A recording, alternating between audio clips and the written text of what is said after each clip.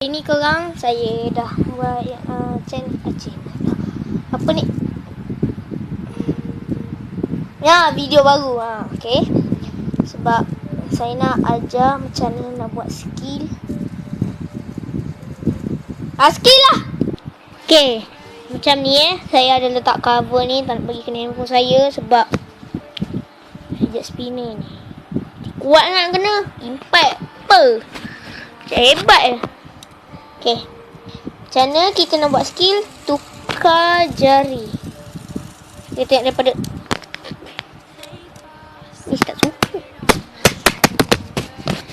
Okay.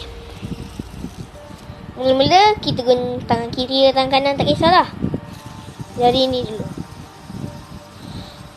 Alhamdulillah. Lepas tu nak tukar jari macam ni. Tolak tukar jari ni.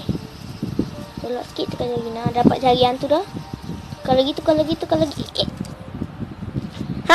Macam tu lah. Okay. Jom. Buat lagi. Dapat. Buat lagi. Training sampai dapat jadi benda ni je. Jadi. Okay. Lagi satu macam ni. Tutup aurat sikit.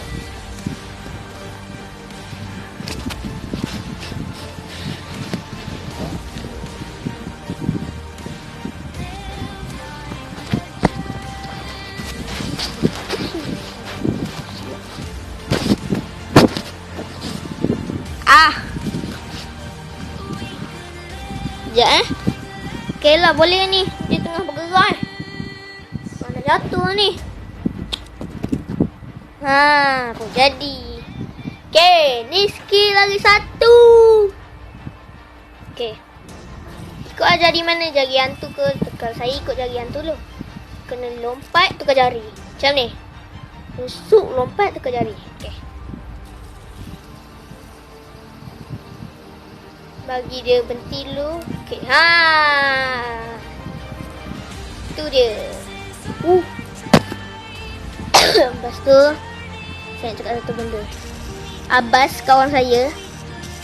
Abbas nama dia. Abbas. Ni YouTube channel dia. Kat sini dia ada dua. Lagi satu dekat sini.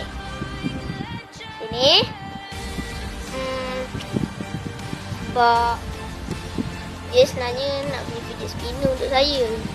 Tapi saya macam tak sabar sangat. Dia marah. Minta maaf lah Abah. Okay, sorry. Saya tahu dia tengok video ni. Okay, itulah skill yang saya boleh buat. Tolong komen kat bawah. Tak pernah lagi tengok orang komen. Lepas tu like video ni. Nak dislike pun dislike lah. Tak kisah.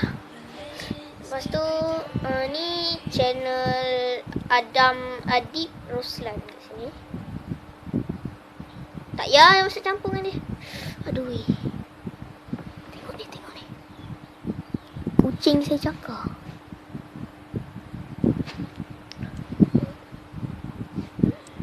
Ni kena ayam. Okay. Bye Jangan nangis. Okay, tolong like video saya, subscribe apa semua. Abbas, minta maaf.